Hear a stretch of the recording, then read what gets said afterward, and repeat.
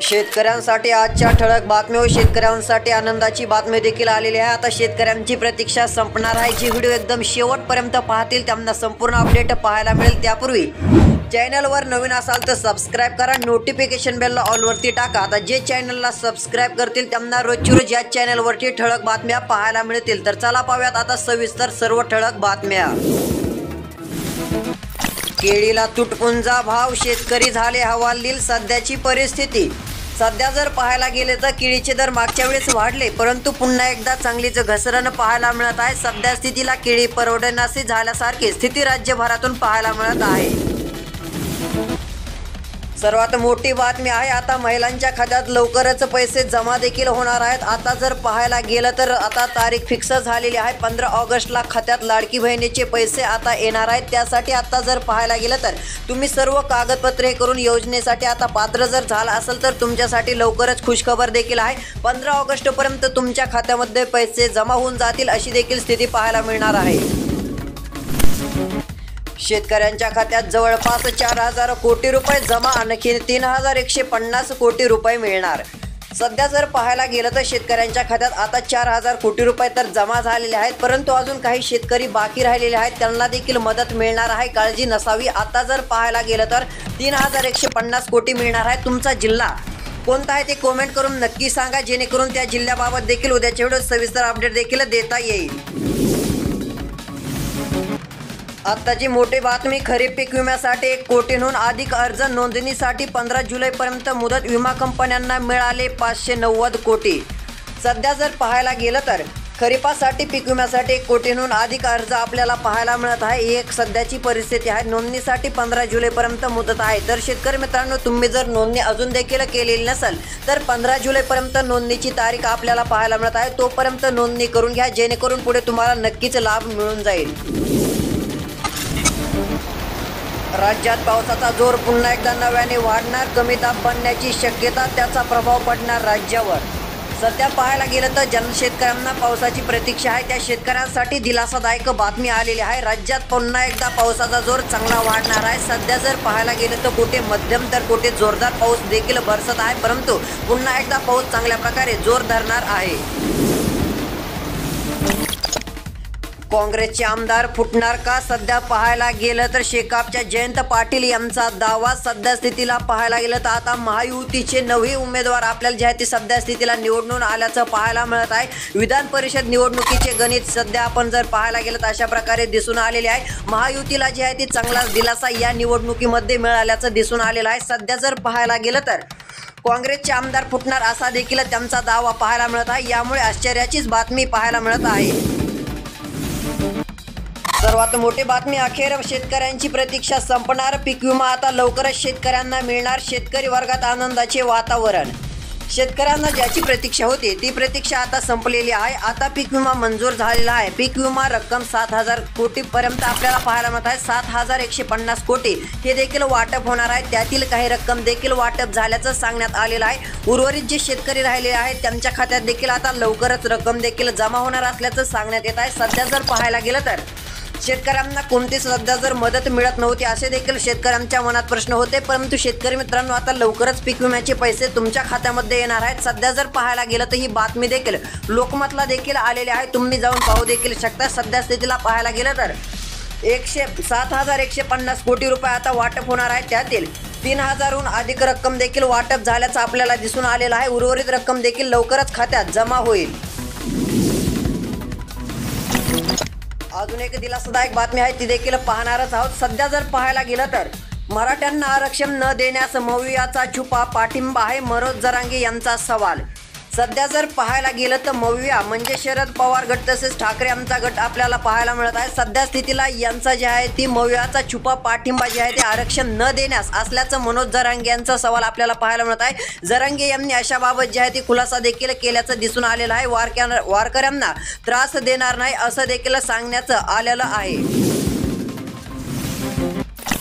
जिल्ह्यातील 11,88,000 शेतकऱ्यांना मिळणार पीक विम्याचे 1129 कोटी रुपये।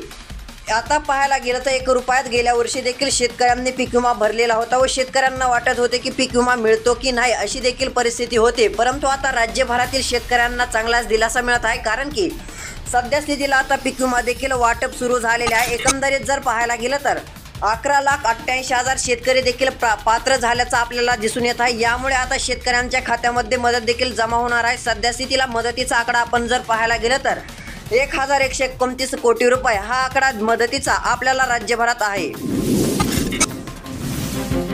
आता आपण सर्वात मोठे अपडेट देखील पाहत आहोत। देशात ऊस लागवडीत 1.25 लाख हेक्टरनी वाढ। यंदा ऊसाला काय बाजारभाव मिळतो, शेतकऱ्यांच्या मनात उपस्थित प्रश्न। आता जर पाहायला गेलं तर देशामध्ये ऊस लागवडीमध्ये 1.25 लाख हेक्टरनी वाढ झाल्याचं दिसून आलेलं आहे। सध्या स्थितीला देशात गेल्या वर्षीच्या तुलनेत यंदा ऊसाची लागवड सुमारे 1.25 लाख हेक्टरनी वाढलेली आहे। 8 जुलै अखेर देशात 56.88 लाख हेक्टरवर लागवड झालेली आहे, असा आकडा सध्या स्थितीला आपल्याला अपडेटनुसार दिसून येत आहे। ही एक ऊस लागवडी संदर्भात सर्वात मोठी अपडेट आपल्याला दिसून आली आहे। दूध दर प्रश्नी आयोजित मंत्रालयस्तरीय बैठक निष्फळ। दूध उत्पादक शेतकरी संघर्ष समितीचे आंदोलन सुरूच राहणार। सध्या जर पाहायला गेलं तर दूध दर प्रश्न आपल्याला सर्वात मोठा प्रश्न राज्यभरात दिसून येत आहे। सध्या स्थितीला मंत्रालय स्तरीय बैठक देखील निष्फळ झाल्याचं सांगण्यात येत आहे। त्यातली त्यात आता जर पाहायला गेलं तर आंदोलनाविषयी एक मोठी अपडेट आहे। दूध उत्पादक शेतकरी संघर्ष समिती आंदोलन आता सुरूच ठेवणार असल्याचं देखील सांगण्यात येत आहे। आता पुढे काय सरकार निर्णय घेतं का नाही याकडे लक्ष। रब्बी पीक विमा मोबदल्याची शेतकऱ्यांना प्रतीक्षाच। काहींना मिळाली रक्कम तर अनेकांच्या खात्यात दमडीही नाही। कृषी विभागाकडे मदतीची मागणी।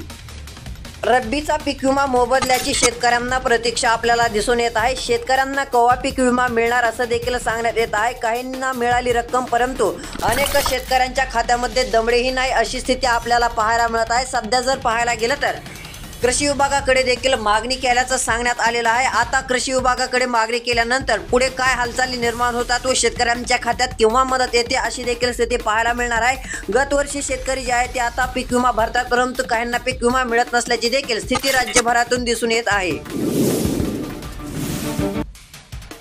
कांद्याच्या दराबाबत सर्वात मोठी अपडेट सध्या स्थितीला पाहायला गेलं तर पुणे बाजार समितीमध्ये जास्तीत जास्त 3,100 रुपयांचा मिळत आहे बाजारभाव। तसेच सरासरी दर 2,150 रुपये।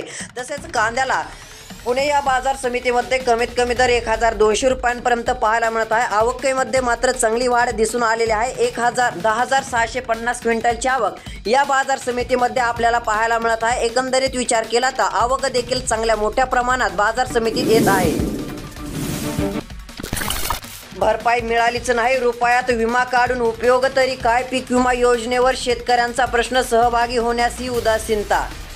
सध्या जर पाहायला गेलं तर भरपाई मिळालीच नाही असा देखील प्रश्न शेतकऱ्यांकडून उपस्थित होत आहे। तसेच रुपयात विमा काढून उपयोग तरी काय असा देखील प्रश्न आहे, परंतु शेतकरी मित्रांनो आता लवकरच मदत मिळणार देखील आहे। सर्वात मोठी बातमी, MFC कायदा व कर्जमाफीसाठी शेतकरी पुन्हा आंदोलन करणार।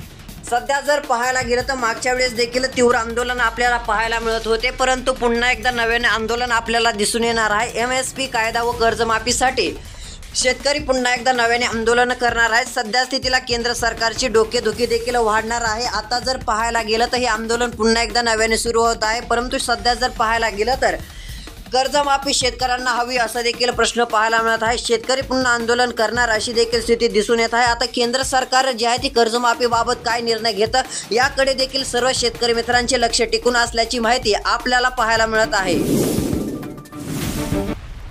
राज्यातील शेतकऱ्यांना मिळणारा चांगला दिलासा। सध्या पाहायला गेलं तर पावसाचे वातावरण पुन्हा होणार तीव्र।